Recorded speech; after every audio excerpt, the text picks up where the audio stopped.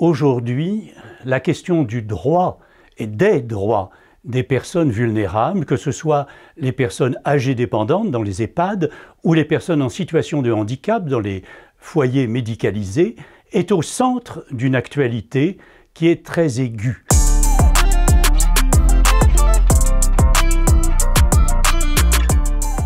On l'a vu à cause de la pandémie, à l'intérieur des EHPAD, un certain nombre de droits fondamentaux des résidents, mais aussi des familles, ont été véritablement bafoués et les professionnels en ont été commotionnés, le public en a lui aussi été vivement ému. Et puis, il y a les scandales récents que l'on a vus où on a appris que dans un certain nombre d'EHPAD étaient véritablement indignement bafoués les droits fondamentaux des êtres humains, mais en plus les droits précis des résidents et de leurs familles.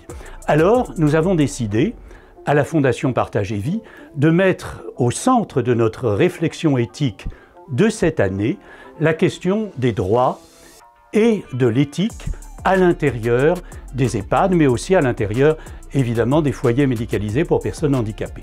Je précise que cette Fondation Partage et Vie est reconnue d'utilité publique et est à but non lucratif. Dans un monde idéal, on pourrait dire qu'il n'y a pas d'opposition. Bien évidemment, la loi doit être morale, elle doit respecter les valeurs fondamentales, et la plupart du temps, c'est bien le cas. Simplement, il y a très souvent deux grands écarts, deux grandes tensions.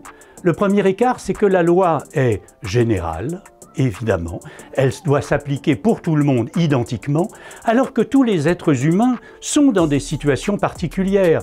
Ils ont leur passé, leur vie, leurs capacités, leurs incapacités, leur situation cognitive, et il faut donc ajuster, adapter, et ça, c'est un travail de l'éthique qui doit d'une certaine manière à chaque fois ajuster exactement, éventuellement combattre s'il y a des iniquités à l'intérieur de la loi.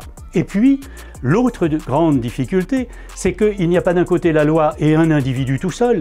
Il y a à l'intérieur des établissements une multitude de relations, des relations entre les résidents, entre les soignants entre eux, entre soignants et résidents, entre familles et professionnels, et qu'il faut tenir compte de tout cela. Alors, nous avons décidé de réfléchir d'une part à ce qu'est la législation. Et nous allons nous demander, avec des professionnels, mais aussi avec des experts, comment faire connaître ces lois. Faut-il aussi les réformer, les refaire, les reformuler, en supprimer certaines? Et quelle est la place de l'éthique à l'intérieur de cela?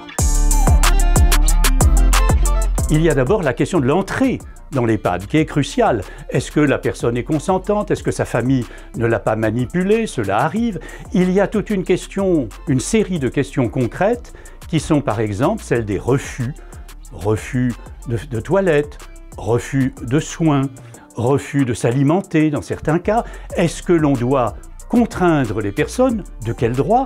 Au nom de quoi? Est-ce qu'on doit respecter leurs refus? Voilà toute une série de questions quotidiennes qui sont au cœur des débats entre les droits et l'éthique.